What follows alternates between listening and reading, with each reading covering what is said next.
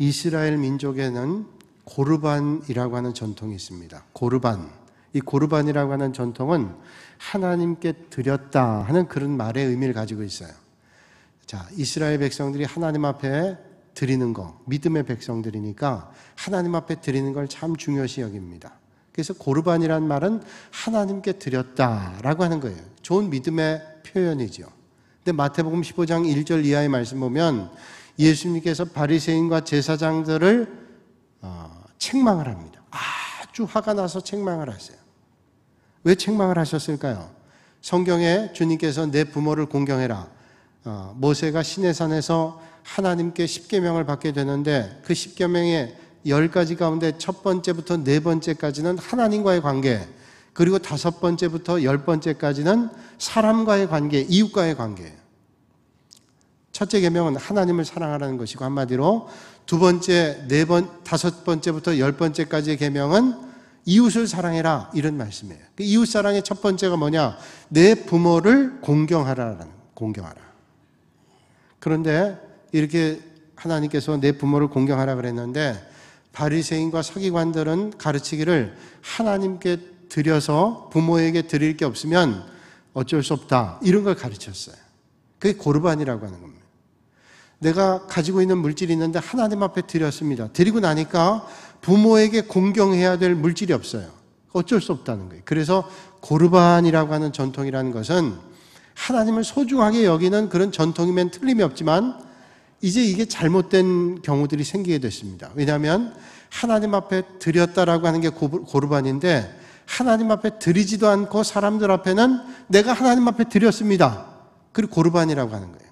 그리고 부모님께는 하나님께 내가 드렸으니까 할 것이 없다, 그래서 부모에게도 하지 않습니다. 이것은 하나님을 존중히 여기고 하나님을 소중히 여기는 전통에서 시작이 됐는데 왜곡이 된 겁니다. 하나님께 드리지도 않고 부모에게도 공경하지 않는 것이죠. 주님께서는 그걸 아시고 분노하십니다. 아주 화가 나셨어요. 그래서 바리새인과 서기관들을 책망하십니다. 왜 이렇게 분노하셨을까요? 하나님께서는 십계명을 통해서 말씀하죠. 하나님 사랑과 부모 공경은 같은 맥락이라는 거예요. 하나님을 공경하는 사람은 부모님을 공경하게 돼 있고 부모님을 공경하는 사람이 하나님을 공경할 수가 있다라는 겁니다. 바꿔 얘기한다면 하나님을 공경하지 않는 사람이 부모님을 공경할 수 없고 부모님을 공경하지 않는 사람이 하나님을 사랑할 수가 없다라고 하는 것을 우리에게 말씀해 주시는 것이죠. 여러분, 오늘 우리가 하나님의 말씀대로 하지 않으면서 어떻게 하나님을 사랑한다 할 수 있어요? 하나님 말씀대로 따라 살지 않으면서 어떻게 우리가 하나님을 사랑한다고 말할 수 있습니까? 그러니까 내 부모를 공경하라고 하는 하나님의 말씀을 따르지 않으면 하나님을 사랑하고 하나님을 존중히 여기는 것이 아니라고 말씀하는 거죠. 오늘 이 아침에 우리는 스스로를 한번 돌아볼 수 있어야 됩니다. 그렇다면 부모를 공경한다고 하는 것은 뭐를 말하는 걸까요? 내 부모를 공경하라. 국어사전적 의미는, 공경이란 말은 우러르다, 높은 값을 매긴다, 그런 뜻을 가지고 있습니다. 그러니까 공경한다는 것은 아주 존중하는 겁니다. 높은 값을 높은 가치로 매기고 그리고 우러러 보는 것을 공경이라고 하는 것입니다. 마치 신하가 임금님 앞에서 머리를 조아리고 감히 임금님을 쳐다볼 수 없을 정도로 높이는 그런 존중함, 이게 공경이라는 말의 의미입니다.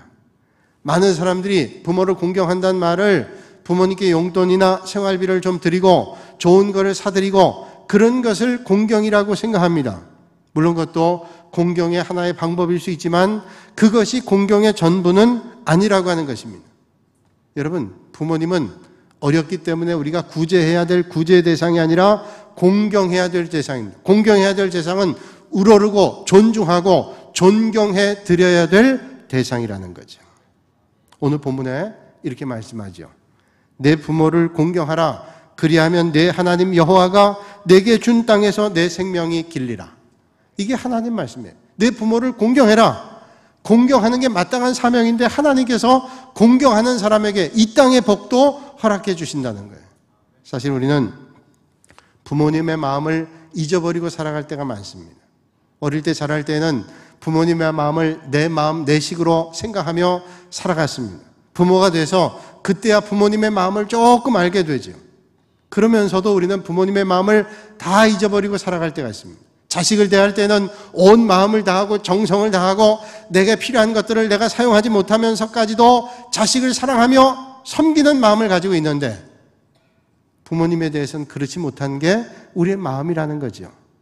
오늘 이 아침에 우리가 다시 한번 내 부모를 공경하라는 주님의 말씀을 통해서 부모님을 공경할 수 있는 마음을 가지시는 여러분들이 되시기를 바랍니다. 여러 해 전에 어떤 금융회사의 광고 가운데 마음을 찡하게 하는 광고가 있었습니다. 몰래카메라를 설치하고 회사 직원들 가운데 아이들이 40개월 미만 된 아이들을 데리고 있는 아버지들을 불렀어요. 그래서 앙케이트를 조사했습니다. 아이를 언제 안아줬는지, 아이의 사진은 가지고 있는지, 아이가 자고 있는 모습을 봤는지 그런 앙케이트 질문을 했습니다. 간단한 겁니다. 근데 아버지들이 그 앙케이트를 조사하면서 아이를 언제 안아봐줬는지, 아이가 좋아하는 음식은 뭔지, 아이 사진은 가지고 있는지 그 앙케이트의 단순한 내용들을 적으면서 얼굴에 미소가 지어집니다. 아이를 떠올리는 거예요. 아이가 사랑스러운 겁니다. 생각만 해도 너무너무 기쁜 겁니다. 그게 몰래카메라예요. 몰래카메라인지를 모릅니다. 그런데 똑같은 앙케이트를 다 끝낸 다음에 또 다시 한번 하는 거예요. 거기다 아버지를 붙입니다. 아버지를 안아드린 적이 언제입니까? 아버지께서 좋아하시는 음식이 뭡니까? 아버지를 언제 찾아뵀습니까? 그런 앙케이트를 낼 때 얼굴 표정이 달라졌어요. 반성의 얼굴, 참의 얼굴, 죄송의 얼굴로 바뀌어졌어요. 제가 100번 설명을 해도 보는 이만 못해요. 4분 20초쯤 되니까 한번 보시겠습니다. 충선이 아빠, 진영이 아빠. 항상 미안해요, 걔한테는.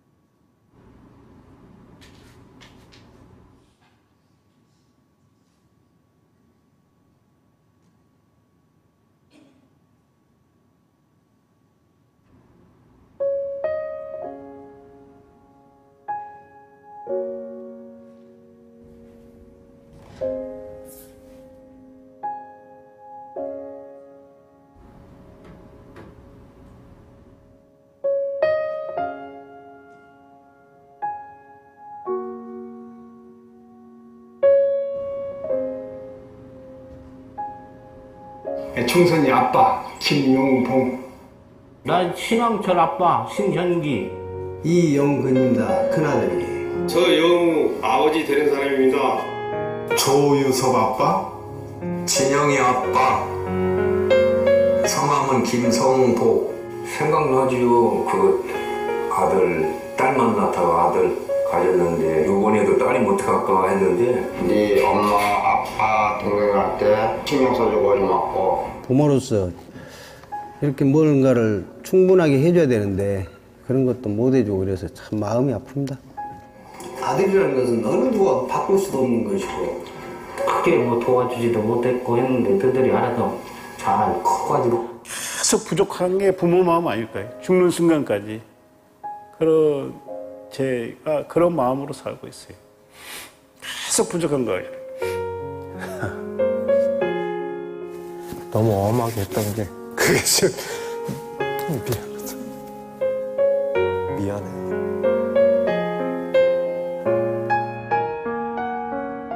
항상 내가 부족하고 항상 미안해요, 걔한테는. 미안하다 참 모든 것이 부족하고 못 가르치고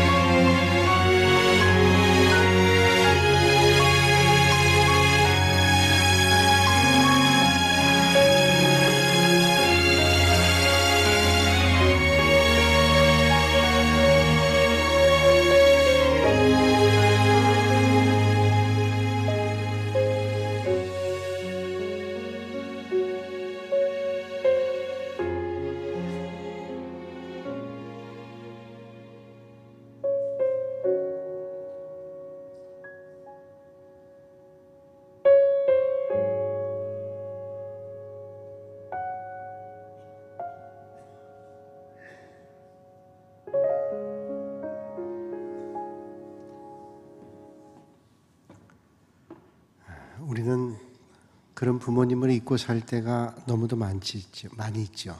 하나님과의 관계에서 거룩의 시작이 하나님만을 섬기는 것이었다면 인간 관계들에서의 시작은 부모님을 공경하는 데부터 나오는 것이 아닐까요? 하나님을 사랑하지 못함으로 우리가 하는 일들을 하나님의 뜻을 벗어날 때가 있듯이 부모님을 사랑하지 못하는 사람들이 하는 일들이 과연 이 땅에서 잘 될 수 있을까 하는 거죠. 오늘 주님은 우리에게 말씀합니다. 내 부모를 공경하라. 부모는 사랑의 대상이 아니라 공경의 대상이라고 말씀을 해요. 여러분, 성경에는 사랑이라는 말이 너무도 많이 나옵니다. 하나님을 사랑해라, 이웃을 사랑해라, 심지어는 원수까지도 사랑하라고 성경은 말씀하고 있습니다. 그런데 어디에도 부모님을 사랑하라는 말씀을 말하고 있지 않아요. 왜 그럴까요? 왜 부모님을 사랑하라는 말이 나와 있지 않을까요? 부모님은 사랑의 대상이 아니라 공경과 경외의 대상이란 중요한 말입니다. 여러분, 자식은 부모님의 사랑을 덧입고 나왔습니다. 당연한 겁니다. 그런데 그 부모의 사랑한다고 해서 그 부모님의 사랑을 덧입었다고 거저 사랑하느냐? 우리는 부모님의 사랑보다 더 중요한 게 있는데 공경하고 경외해야 된다는. 어떤 아버지가 자식들과 아내를 두고 뭔가 좀 해보겠다고, 잘 되겠다고 집을 나갔습니다. 사실은 자식들을 돌봐야 되고 아내를 돌봐야 돼, 가정을 돌봐야 될 사람이 가정을 두고 떠난다는 것은 참 힘겨운 일이죠. 떠났습니다. 근데 세월이 흘렀습니다. 1년, 2년, 30년이라는 세월이 흘렀어요. 아버지가 있긴 하지만, 남편이 있긴 하지만 하나의 도움 받지 못합니다. 아버지가 있는 자식이지만 없는 것처럼 삶을 살았습니다. 30년 세월이 흐른 다음에 아버지가 죽었어요. 아버지가 죽은지도 몰랐습니다. 그런데 그 아버지 유언에 그런 유언이 있었어요. 내가 집이 어딘데 아직 거기에 자식들이 있다면 내 신신을 거둬줬으면 좋겠다. 이런 유언이 남겼어요. 그래서 그 시신을 이제 당국에서 확인해가지고 연락을 했습니다. 가족들에게 남편 아버지 죽은 사실을 알렸어요. 그 사실을 접해 들은 자식들이 분개를 했습니다. 아니, 아버지가 해준 게 뭐가 있다고. 우리가 어릴 때 다 내팽개치고 자기 좋아하는 일 따라갔으면서 아니, 세상 떠난 다음에 우리를 장례를 치러달라고 아버지라고 우리는 말할 수도 없다는 거예요. 분개하고 화를 내고 도대체 아버지께서 한 게 뭐 있냐? 화를 냈어요. 그런 와중에도 믿음이 있는 큰아들은 아무 말하지 않고 농사를 짓고 있었는데 농기계 또 농구들을 저당을 잡혀가지고 아버지 장례를 치렀습니다. 그 형제들 동기간에게 아무 얘기도 하지 않고 장례를 다 치렀어요. 장례를 치라고 마지막 날 동생들을 불러놓고 이런 말을 했습니다. 동생들아, 성경 말씀에는 내 부모를 공경하라는 말만 쓰여 있지 어떤 부모라는 말은 안 쓰여 있어. 그건 무슨 얘기를 할까요? 어떤 부모이기 때문에 우리가 공경하라, 그런 공경이 아니라는 겁니다. 내 부모이기 때문에 공경하라고 주님은 말씀하고 있습니다. 성경에 경외라는 말이 여러 번 나옵니다. 근데 이 경외한다, 경외라는 단어는 항상 하나님과 연관되어 있어요. 하나님을 경외하라, 그렇게 말씀되어 있죠. 잠언 1장 7절 이하의 말씀 보면 여호와를 경외하는 것이 지식의 근본이다. 이 경외한다는 단어는 항상 하나님과 연관되어져 있는 단어입니다. 그런데 여러분 보세요. 딱 한 가지 예외가 있는데 레위기 19장 3절에 말씀하기를 너희 각 사람은 부모를 경외하고 나의 안식일을 지키라, 이렇게 말씀해요. 너희 각 사람은 부모를 경외하라는 거예요. 이 경외라는 단어는 하나님과만 연관되어져 있는 단어인데 레위기에선 말씀하기를 내 부모를 경외하라 말씀하고 있습니다. 여러분 놀랍지 않으세요? 부모가 하나님과 함께 경외의 대상이 된다는 건 놀라운 일입니다. 그렇다면 왜 부모를 하나님께서는 경외하라고 말씀하고 있을까요? 여러분, 우리의 생명을 주신 분은 누굴까요? 우린 믿음으로 고백하기를 하나님께서 우리에게 생명을 주셨다, 이렇게 고백합니다. 틀림없는 말이에요. 오늘 우리에게 생명 주신 분은 하나님이신 줄로 믿습니다. 그런데 의 영원한 생명을 우리에게 주신 하나님께서 육신의 부모의 몸을 통해서 우리를 이 땅에 오게 하셨어요. 그러니까 육신의 몸을 이 땅에 오게 하신 분이 부모라는 거예요. 그래서 하나님을 경외하고 우리의 육신의 몸을 이 세상에 오게 한 부모님을 경외하라. 동일시해서 말씀해 주고 있습니다. 여러분, 오늘 내가 존재한 건 누구 때문일까요? 하나님 때문입니다. 오늘 우리가 이 땅에 있는 건 누구 때문일까요? 부모님 은혜죠. 그래서 우리는 경외란 단어를 그렇게 주님께서 말씀하고 있는 겁니다. 더 나아가 우리가 부모님을 경외한다는 말은 부모님을 기쁘시게 해드리는 거죠.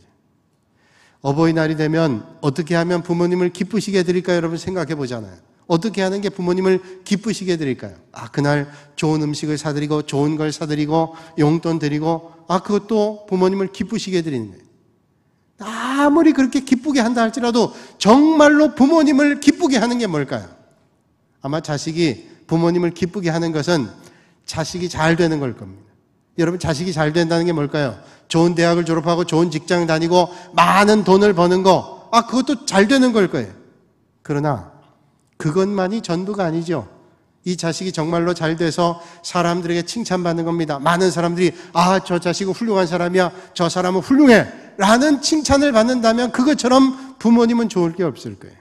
그런데 더 나아가서 사람들에게 칭찬받는 것보다 더 중요한 것은 하나님께 칭찬받는 거예요. 저 사람은 정말로 훌륭한 믿음의 사람이야. 이런 칭찬을 받는 것을 아마도 부모님은 원하실 거예요. 오늘 이 아침에 사랑하는 주의 백성들이 사람에게 칭찬받을 뿐만 아니라 하나님께 칭찬받는 여러분들이 되시기를 주님의 이름으로 축복합니다. 뿐만 아니라 정말로 부모를 공경하는 것은 부모님께 진심을 다해서 돌봐드리는 거예요. 먹고 사는 거, 입고 사는 거, 불편하게 도와드리는 거, 그건 당연한 거죠. 그뿐만 아니라 정신 건강을 돌봐드리는, 영혼의 건강을 돌봐드리는 겁니다. 영혼의 건강은 뭡니까? 우리 부모님이 믿음 생활 잘 하실 수 있도록 영혼의 건강을 믿음 안으로 오실 수 있도록 이끌어드리는 거예요. 또 정신 건강은 뭡니까? 평생 일하시다가 쉬시게 되면 우울증이 생긴다 그러죠. 열심히 일하시다가 아무것도 하실 일이 없으면 소외감을 느낍니다. 사회에서 소외감을 느끼고 가정에서도 불현듯 가정에 들어와 살다 보면 소외감을 느끼게 돼요. 정말로 부모님을 공경하는 게 뭘까요? 존중할 줄 아는 거예요. 존중. 여러분, 자식들이 부모님을 사랑한다고 좋은 걸 대해준다고 어떻게 하는 게 좋은 거라고 얘기하면서 사실은 부모님을 존중하지 않을 때가 너무도 많이 있다는 사실이에요. 아버지, 이건 옛날 얘기죠. 그리고 존중하지 않아요. 무시해버립니다. 이게 얼마나 잘못됐어요. 여러분, 오늘 믿음 안에 부모님을 공경한다는 것은 존중해 드리는 겁니다. 존경하는 겁니다. 존중하는 거예요. 그게 정말로 부모님을 공경하는 거예요. 얼마 전에 인간 시대를 풀어봤는데 그 사람들이 사는 얘기들을 다루고 있는 다큐멘터리 아니에요? 거기서 어떤 딸아이랄 것도 없어요. 딸도 벌써 나이가 50이 넘었으니 그 딸이 아버지에게 얘기하는 거예요. 아버지를 사랑한다고 하는 거예요. 아버지 그렇게 하는 거 아니에요. 그 옛날 얘기예요. 그러면서 아버지를 자꾸 힐난합니다. 그건 이제 자식이 아버지 힘들지 말라고 좋으라고 하는 말이기도 하지만 아버지를 존중하지 않아요. 보다가 화가 나더라고요. 아니, 그렇게 좋은 말을 존중하면서 그렇게 대하면 얼마나 좋을까. 화가 나서 제가 채널을 돌렸어요. 그리고 생각했습니다. 정말로 부모님이 원하시는 게 뭘까? 부모님 공경하는 게 뭘까? 존중하는 거예요. 의사를 존중하고 생각을 존중하고 그게 정말로 공경하는 거 아니에요? 그런데 마땅한 일을 하는데 주님께서 우리에게 축복의 말씀을 주세요. 내 부모를 공경해라. 그러면 어떻게 돼요? 그리하면 내 하나님 여호와가 내게 준 땅에서 내 생명이 길리라. 여러분, 오늘 주의 말씀대로 부모님을 공경해서 이 세상의 복을 더불어 받으시는 여러분들이 되시기를 바랍니다. 이철환 씨가 쓴 책 가운데 연탄길 몇 권이 나왔죠.